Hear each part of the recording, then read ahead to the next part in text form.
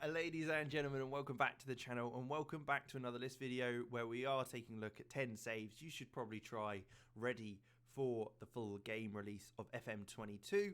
But before we get into that, make sure you like and subscribe to make sure you get all the good content that will be coming out in the beta, as well as the full game when it is released on Tuesday the 9th. But let's get into it.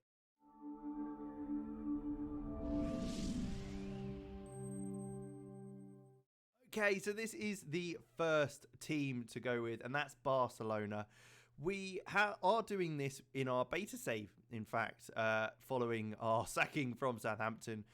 So you'll be able to see kind of how that goes and if you're interested. But they're a team, they've lost Messi, they've got some good wonder kids coming through, and it's certainly a team you should possibly look at if you want one of the higher divisions and tougher leagues for sure. You can see they obviously want to implement some sort of tiki-taka, some possession-based football and develop players using the club youth system, which is absolutely easily done.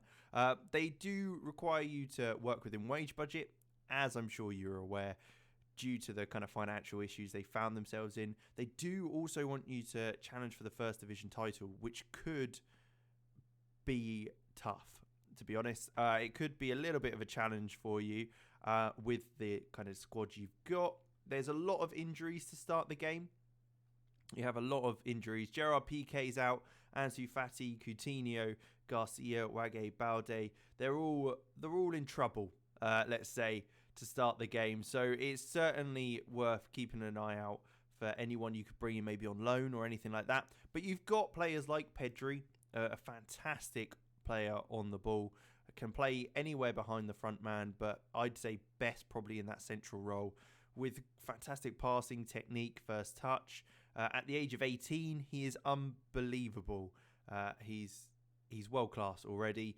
You've also got likes of Ansu Fati as well, if we are able to actually jump back to that. And you can see he's fantastic as well. He's got a lot of ability going forward, lots of pace, lots of dribbling, technique, valued very highly as well, and made a few appearances for the Spain national team. You can see potential-wise, there's loads and loads of potential in the team. So it might be even a long-term save trying to build Barcelona back to their former glories, but worth taking a look for sure. They are predicted, if we take a look at the first division preview, they are predicted to come third. So you've got a good enough team to be able to still be in the Champions League places. But if you're still fighting for the title, you've got some tough opposition with Real Madrid and Atletico Madrid up there. And the only player that is actually in the Media Dream 11 is Frankie de Jong, being put in at centre-back, even though he's a centre midfielder. But there you go. If you can squeeze him in, I guess you would. But that's the first one. Let's jump on to number two.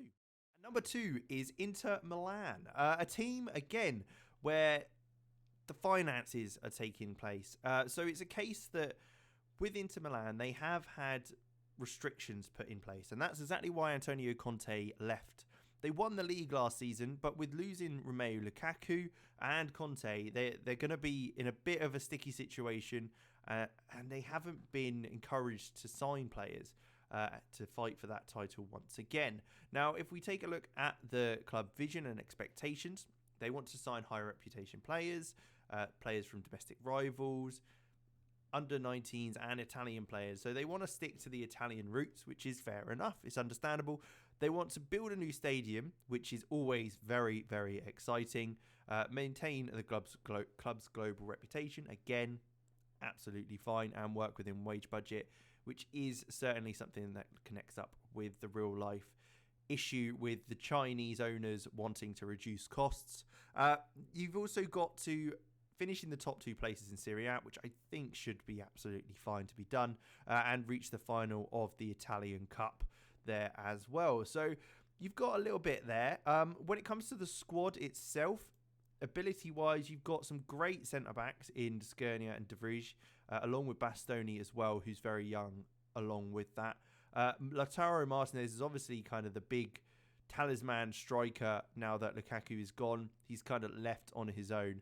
But you do have Edin Dzeko. So he's got a partner up there he smashes in goals. So you can't really complain there. Christian Eriksen is also in the side, and it's nice to be able to see him still in the game. But he is coming back, and certainly someone I think you should definitely take a look at getting into the team when he does return from his obvious injury that I'm sure you're fully aware of. When it comes to finances, though, they do have 17 million available, so you can still bring in someone in the early stages of the game with them. They're seen as rich, so that's absolutely fine. I think that's a good amount of money to deal with. You might need to move things around a little bit because you haven't got too much in the way of extra wage budget to be spending. But if we take a look at the Serie A and the season preview, we can take a quick look at how they line up. They are predicted to come second, obviously behind Juventus, but I think you could absolutely challenge for that title with them. It's been shown that it can be done. They've also got plenty of players in the starting 11 of the Media Dream 11, with Handanovic in goal. You've got Skerni and De Vries, the two centre-halves that we've mentioned there. Brozovic and Borello, two fantastic midfielders. Then obviously Martinez up top as well, the 23-year-old. He'll be a challenge to keep hold of, as there's a lot of interest in him, but I certainly would recommend it if you want to try and get to the Champions League and try and win that and win the big one. But that's Inter Milan, a decent challenge with a lot of growing to do. Next up is Schalke, a team that has been in the Bundesliga for so many years. Finally, unfortunately, got relegated last season, which led to them being in Bundesliga 2. They're a very, very big team. You say Schalke, and I'm certain that many football fans will know exactly who they are and the blue and white of Schalke. And they've produced a hell of a lot of good players as well. So they've got a decent club facility as well. If we take a look at the squad, you can see here they have got a few decent players. Now, you've got the likes of Ozan Kabak, who's out on loan, as well as Amin Harit, who maybe would look to come back at some point. And along with that, Rabbi Matondo, the Welshman, who's currently over in Belgium. There's a few loans as well that are in, which you can make the most out of. But I think there's every opportunity for them to be able to get straight back up. That's exactly what you'd be looking to do, I'd certainly say, as they are such a big club. Finances-wise, they don't have a transfer budget. So because of the 57 million, they are in debt.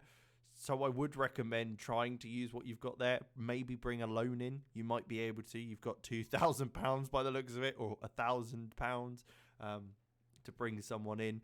But you might have to work with what you've got. Although saying that, they do have a fantastic academy.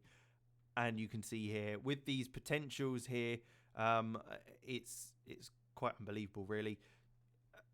You've got to make the most out of it. That's all I can really say. You've got to make the most out of the academy, the setup they've got, especially early on, with such a range of players, and a range of players that are also from so many different nations in other than Germany. So worth taking a look at. Let's take a look at the competitions, though. Bundesliga 2, sorry. And if we take a look at the preview, you can see here they are predicted to come second with Werder Bremen, who also got relegated. So you are expected to be able to do so. You've got Salif Sané and Latza in there as part of the Media Dream 11. Looking at the kind of requirements, they want you to win promotion straight away, which is, again, as expected, and work within wage budget, again, as expected for a team in so much debt. But with that, you've got the repair club's financial damage, which I'm sure you can do in the second season. As long as you get promoted in the first, there shouldn't be too much of a concern there. And then reach third round in the DFB Pokal, which could go from one extreme to the other just because of how the drawing works for the Pokal. But there you go. Schalke is the next one. I think a team that would be a very interesting one to be with and try and bring them back to their former glories. We then have Borussia Dortmund, another team who are flying high, but not as high as they probably should be with some of the players they had. They obviously lost Jadon Sancho in the summer, but they have kept on to the big talisman striker that is Erling Haaland. But along with that, they have got plenty of young players coming through who can do the bits for them. They want you to play attacking football, develop players using the youth system, sign players under the age of 18 for the future, play entertaining football, which is fantastic. Sign players under the age of 21 for the first team and sign German players. So they're all things in there that are easily to be done with such an exciting team you've got. Finishing the top 2 places, again, should be an easy thing to do, really, with the side you've got and the big man that you do have up front, Erling Haaland. It'll be a challenge to keep hold of him for too long. So it would be interesting to see how long you think you can keep him. But he's incredible. All you have to do is look at those stats there.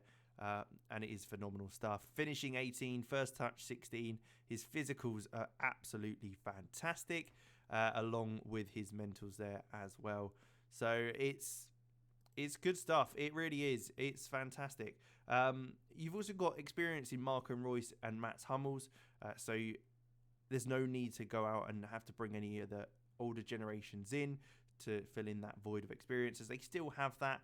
And along with that experience, they've also got some really young, promising players like Giovanni Reina, who I'm sure you're all very aware of. He's fantastic. He was very good last year, will be again this year.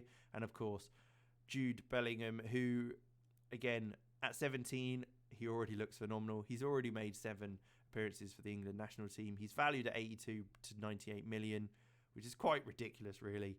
But along with that, they have got their new signing of Daniel Milan, who's come in to effectively replace Sancho. Looks like a fantastic signing. And then Ansgar North, one of the other youngsters that have come through the academy. But let's not forget the one man that everyone's interested in seeing progress, and that's Yusufa Moukoko.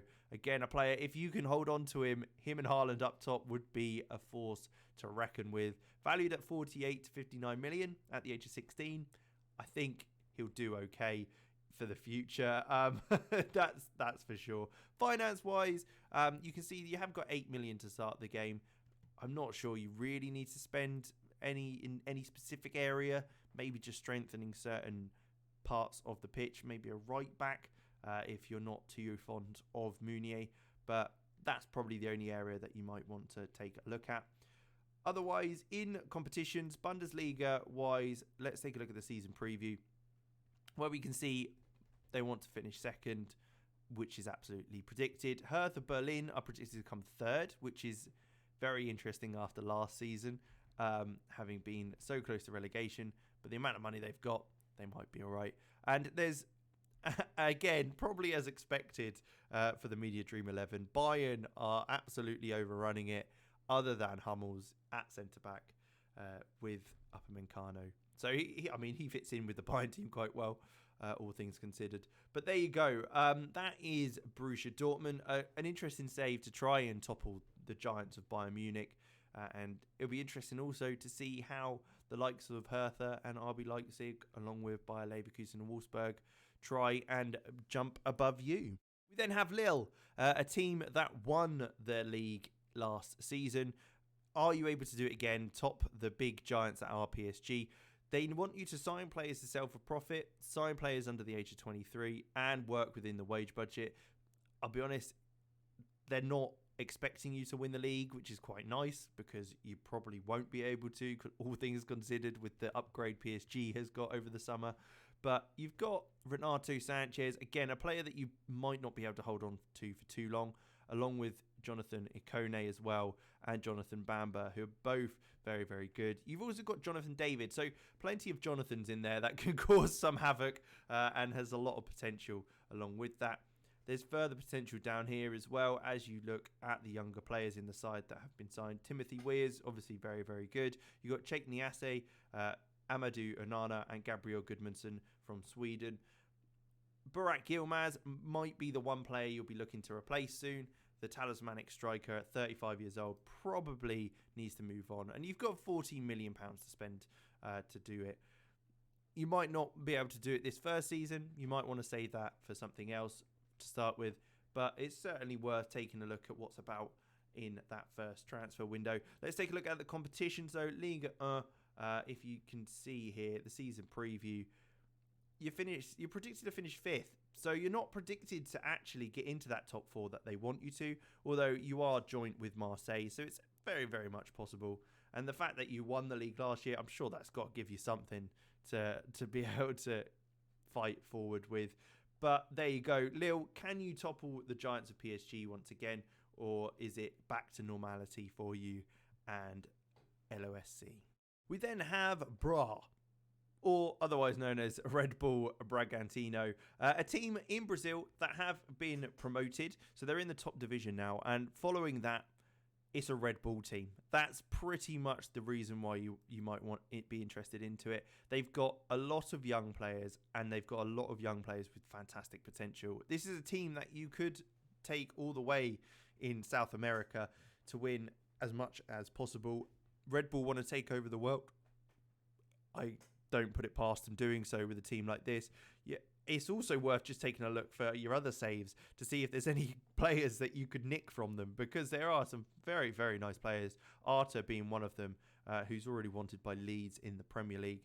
But you've also got the likes of Raul and Lucas Evangelista as well. Finances-wise, as you'd probably expect them to have a lot more money because they are a Red Bull team, but it's only £2.7 million in the first window. That might increase as it goes on into the next few seasons if you do perform all right, but that is quite a low budget to start with, so it will be a little bit of a challenge, but you'll be sticking with your kind of young players you've got in the squad. Competition wise, if we take a look here, you're predicted to finish mid-table in the Brazilian First Division, so you've got a bit of leeway to be able to slowly build up the team. You have only just been promoted, so it makes sense, but you've got a good enough team certainly to finish maybe even further up into that top half, competing with the likes of Fluminense, Santos and Corinthians up there. But a team that I think is very, very interesting. You can see that they want to sign young players and work within budget. Again, not a surprise for who they're associated with. You've also got the links with Red Bull Leipzig and Salzburg, along with New York, that you can always take a look at, who might be able to loan you in a couple of players if you find you need them. We then have Derby, the team that are in administration. Unfortunately, it is a case that they are starting on minus 12 points. So that's a challenge in of itself, trying to avoid relegation. You can't sign any players, so you're restricted on that front as well. Looking at the squad, you've got old players and very young players. It's quite the kind of end-to-end sort of team. You've got the likes of Kazim Richards, Curtis Davis. You've got Phil Jagielka as well there, all over the age of 33. But then you've also got players like those of Festi Ebosele, who's 18 years old, the right back, Cornell McDonald, who's 19, and Kamil Jozwiak, who's only 22, along with Jason Knight, who's 19, who all look very promising. So it's a mixture of players who you might struggle at initially anyway, due to the kind of big turnover of players. The bonding might not be there quite as well, and obviously they're not going to be the best players in the world because they've had to just effectively put together a team out of nothing and with no funds at all. Transfer budget rise, obviously you've got no budget to spend at all.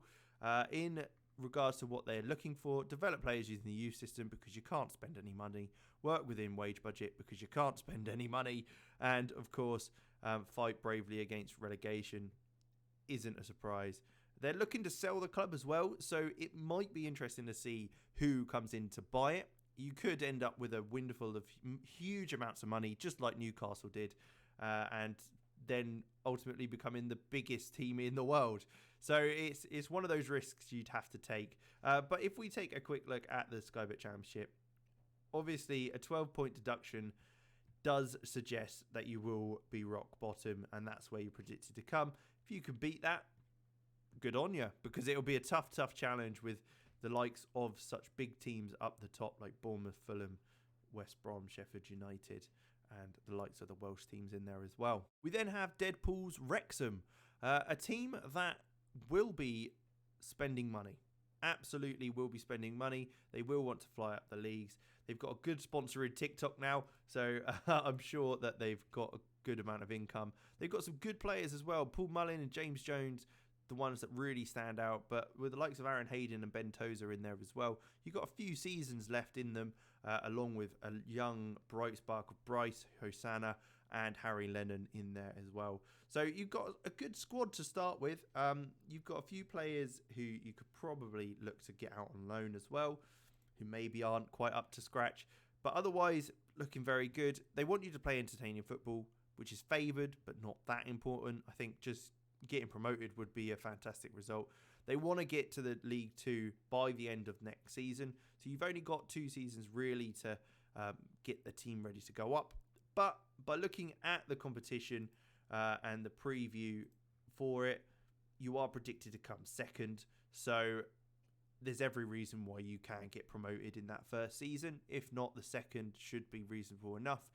You've got players in the Media Dream 11, though, with the likes of Tozer there playing at centre-back, Aaron Hayden at right-back, Jones, who we mentioned as well before, in centre midfield, and then Mullin up top. So you've got plenty of players in the Dream 11, more than any other team, in fact. So you've got that in your favour, I'd say, certainly. But with finances as well of 250k and a 43,000 wage budget, which is an extra $5,000, you've got loads of room to bring in players.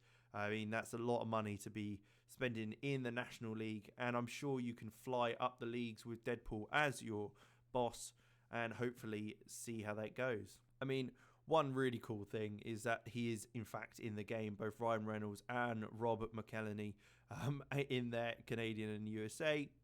It's pretty cool just to have them as your bosses. Then we're moving back to the UK and England again with Brentford, a team that got promoted, a team that is all about the Moneyball style of transfers. And with the data hub, I think this is something you can really start to use to play like Brentford do in real life with regards to signing. So they've obviously got a very good squad with Ajer, Onyeka, Pinnock, Jansen all coming in, and Buemo as well, Rico Henry, Ivan Toney, who's kind of the talisman striker for you as well. He bangs in the goals for sure.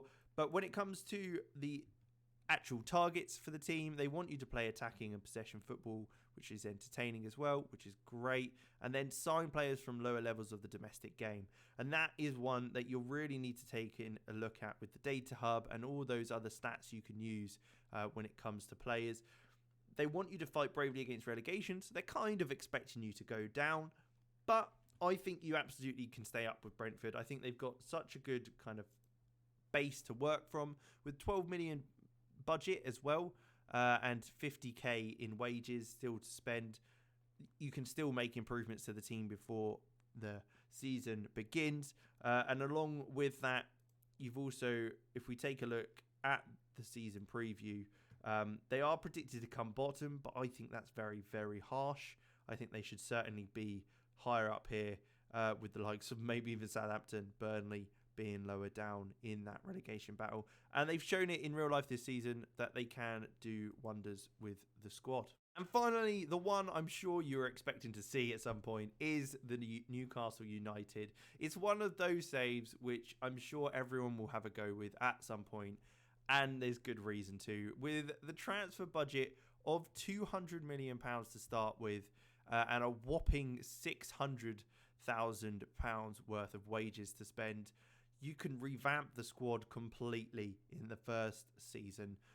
Is the squad itself, there's only a couple of players you'd probably want to keep, the likes of maybe Joe Willock, due to his age. You've got Alan St. Maximin, who's really the talisman for the team, along with Callum Wilson there.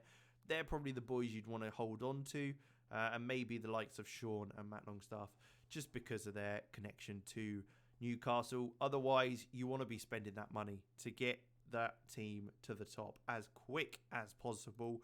When it comes to that, they want you to grow the club's reputation, increase the commercial revenue, and work within wage budget, which won't be a challenge, and sign high reputation players. All stuff you'll do very, very easily as the new owners are in. Even though the owners are a bit dodgy because of maybe questionable ethics, but that's not for me to judge. It'll be a great fun save to play, that's for sure. And with the current team, they are predicted to come in 8th place. With that finances as well, I think you could easily finish above that, maybe even pushing for that top 4. Obviously, in real life, Newcastle haven't been able to spend that money yet, so it'll be interesting to see in comparison how you spend it to how they do in real life in January. But there you go. That is 10 teams that you may wish to take a look at in Football Manager and start a save with. There's a few in there which I'm sure you'd have thought of before, but it's worth taking a look at all the options you've got. Make sure you like, subscribe, all that good stuff, and I will catch you in the next one.